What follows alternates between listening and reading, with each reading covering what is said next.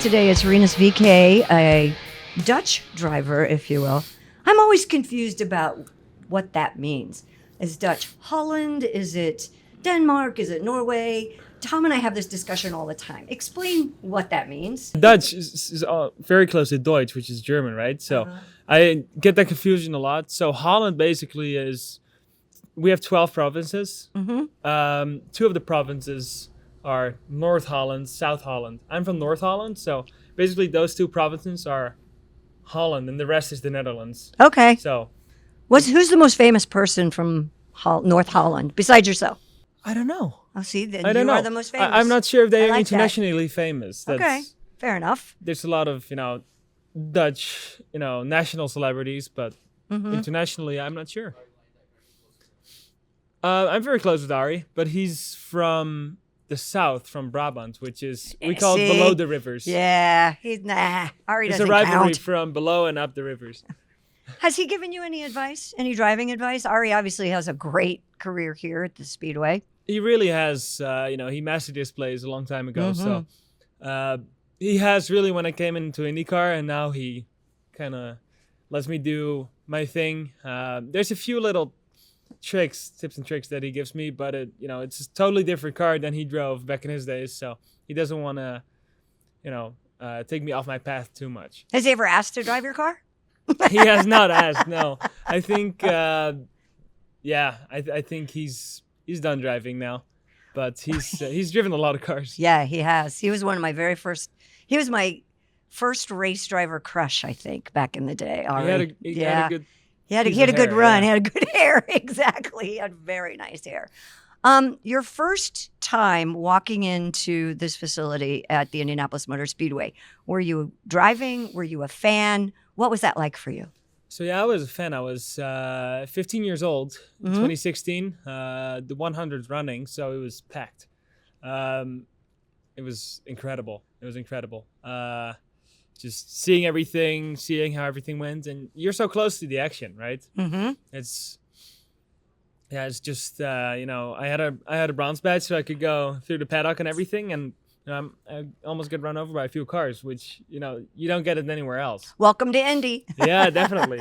So you had the yellow shirts blowing their whistles at you. And, it's a love-hate relationship, definitely.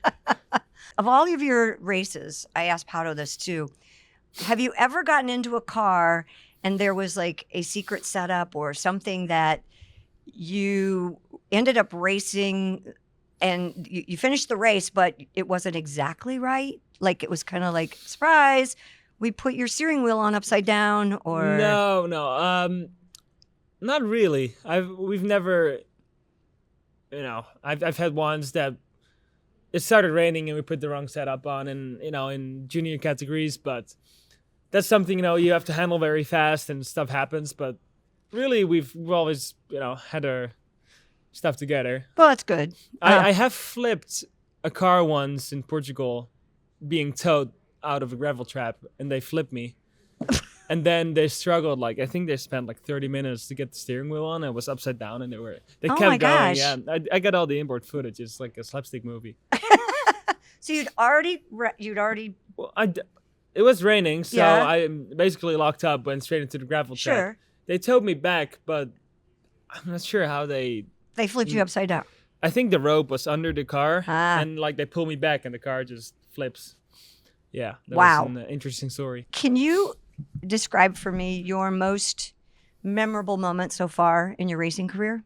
That was my win here in 2021 on the Indianapolis Motor Speedway, the road course. That's so far my only win, but it's definitely the big highlight of my career. Now you got to make it the round one, the oval Yes. one. Excuse me, I'm Actually, sorry. It's more a rectangle, but yeah, You're right. It is. I will win on the rectangle. That's the goal. That's cool.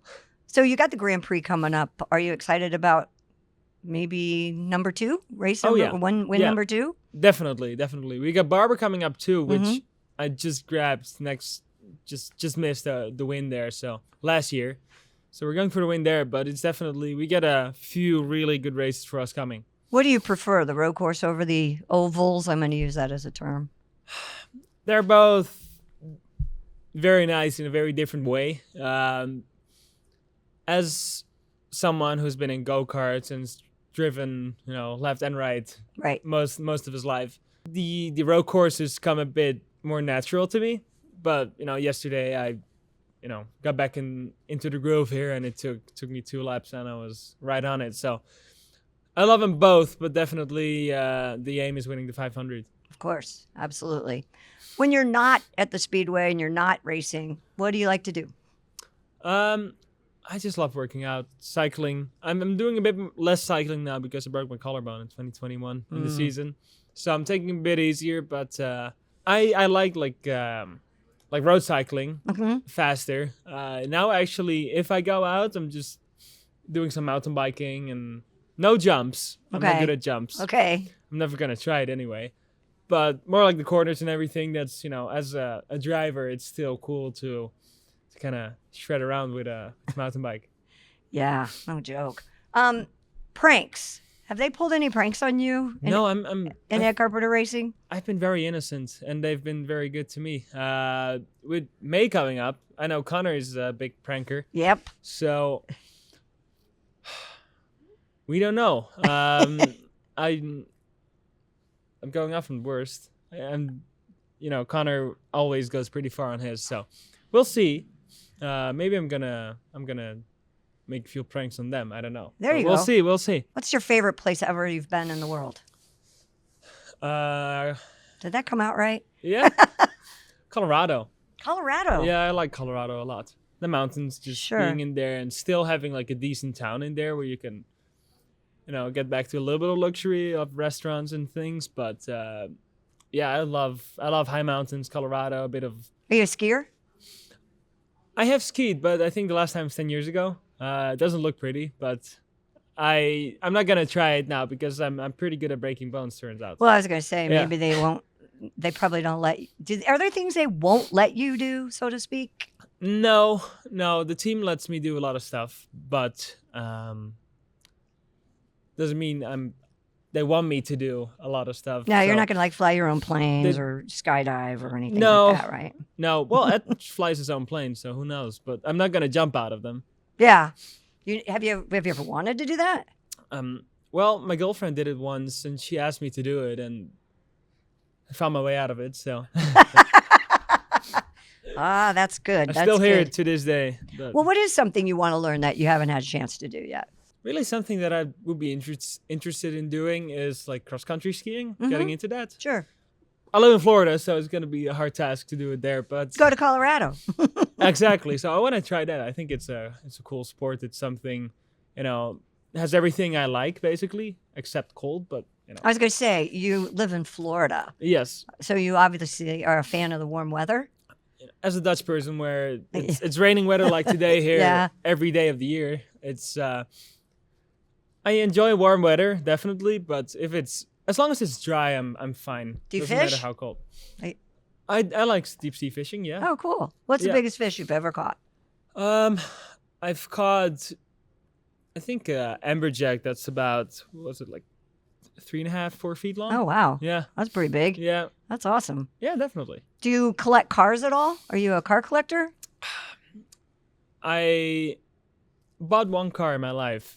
Really? Which is my girlfriend's car. Man, she's a lucky lady. What'd you buy her? Chevy Trailblazer. Oh, cool. Of course. Very nice. Of course. Nice Chevy, yeah. Yeah.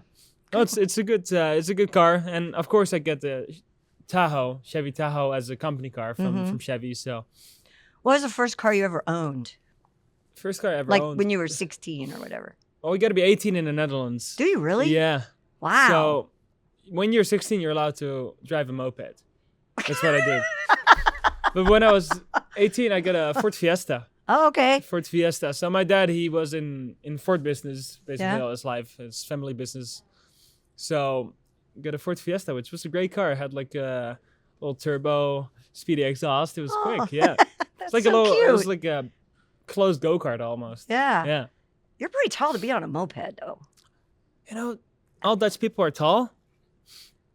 I'm very average. Really? Yeah. We eat a lot of potatoes, but hey, wait a minute! I eat a lot of potatoes, and I am definitely not tall. That's interesting. I Maybe, didn't know maybe Dutch the people potatoes were are tall. different in Indiana. Yeah, maybe. Who knows? Huh. Anyway, we don't have school buses, really. Okay. We don't have school buses in the Netherlands, so everybody cycles. You know, we are the cycling country, so everybody cycles to school. And then when you are 16, you are the cool guy. You can get a moped, and Yeah. you get a cool. Parking spot. You get a cool parking spot. It's in the spotlight basically. Uh-huh. You get a cool paint job done on it, and get a cool exhaust. That, Tune it up, and then that's cool. yeah, but the police has dynos, so they test, like, there's a speed limit to the mopeds, which is if you want to wear a helmet, it's like 25 miles an hour, Uh-huh. and mine did about 40, so I always get out of trouble. I was gonna say, did you get a ticket? Never. You ever But been- I was barely home because I was always racing, so Yeah. I missed all the good weather police officers. Yeah. Did you ever go to the principal's office as a kid? Yes, I did. Really? Yes. See, I would have said no. I always showed up too late to class because I Ah. was coming out of an airplane from the US trying to get to school. That is the coolest excuse ever, right? Yeah. At one point, they knew that was happening, so they gave me Yeah. a lot of freedom. But then, I got late to school because I was just hanging out too long at home. I think And you did all right. I always used the excuse, my airplane was late, which was super cool. Yeah, And it they is. really believed it all the time, so that was awesome. Yeah, I don't think it hurt you any at all. No. Not at all. The racing business is so up and down. How do you deal with the downs? It's hard. You got to be a positive thinker.